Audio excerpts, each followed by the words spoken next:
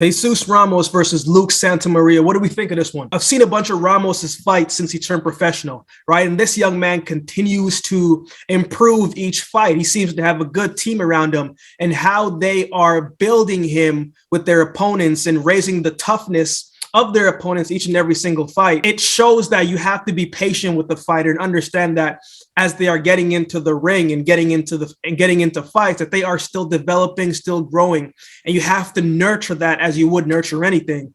He's got fast hands, he's got good pop, he's very precise, changes angles well, but most importantly, I love that he goes to the body. Right? A lot of fighters nowadays are so busy trying to knock their opponents out in the first round, second round, however that they can, that they kind of neglect chopping their opponents down every single round. That will set up for a better knockout down the road as the rounds continue. But he goes to the body very well. He's got a good straight hand, but he also has something that a fighter has to have, and that's fearlessness.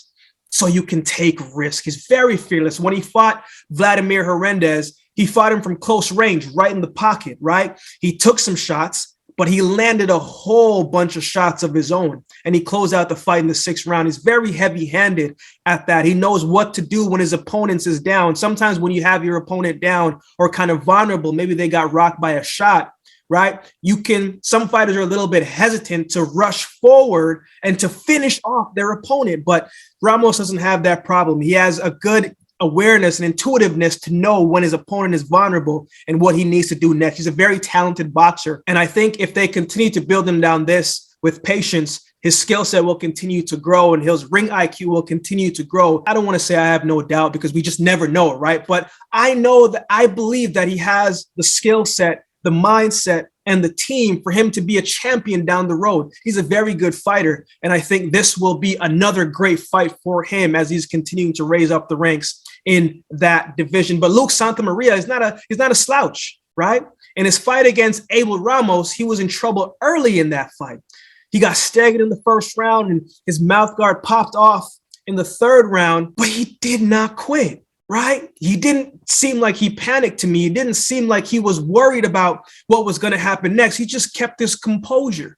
Under a pressure situation, especially as a boxer, you have to be able to keep your composure. You have to be able to stay calm because it's when you panic, right? When you panic, when you move just off emotion, that is usually when something happens and it doesn't go your favor and it doesn't end up well for you. So it goes to show me that he has heart.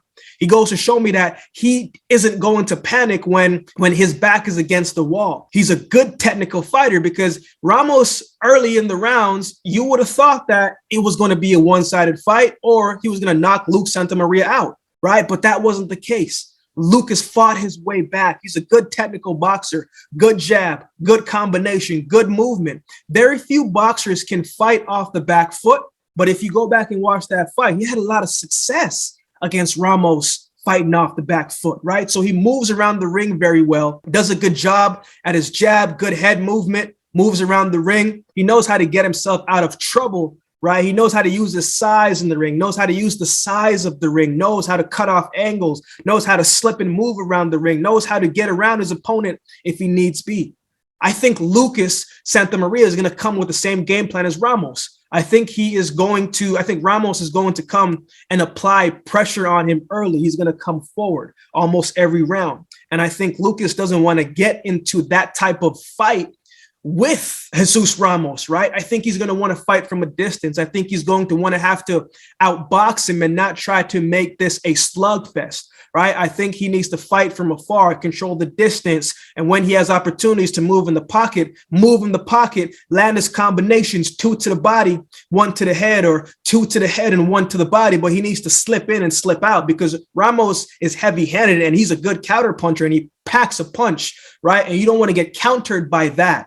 Right. So I think from a distance, if he can keep Ramos at a distance at bay, he'll have a better advantage of winning this fight on the scorecards. But Ramos is very tough. I don't think he's going to be able to knock him out. So I think his best bet is to use his angles, use his jabs, slip and move, put together combinations, slip back out before Ramos can get a clear shot at countering him. Be smart. Right? Let the fight come to you. Don't force the fight. Let the fight come to you, right? Be selective with your punches because Ramos has that type of punching power and quickness to make you pay if you aren't going to be precise with how your attack is going to go towards him. So for me in this fight, I have Jesus Mano Ramos winning this one. I think the pressure is going to be too much for Lucas Santamaria. I think Ramos's precision is going to be too much. His angles, his switches, his adjustments, I think it's going to be too much for him. So I have Jesus Ramos winning this fight, and I think it's going to go to the scorecards. What are your thoughts on this fight? How do you have it going? Who do you see winning this one? Let me know in the comments below. And before you go, make sure that you subscribe to the channel.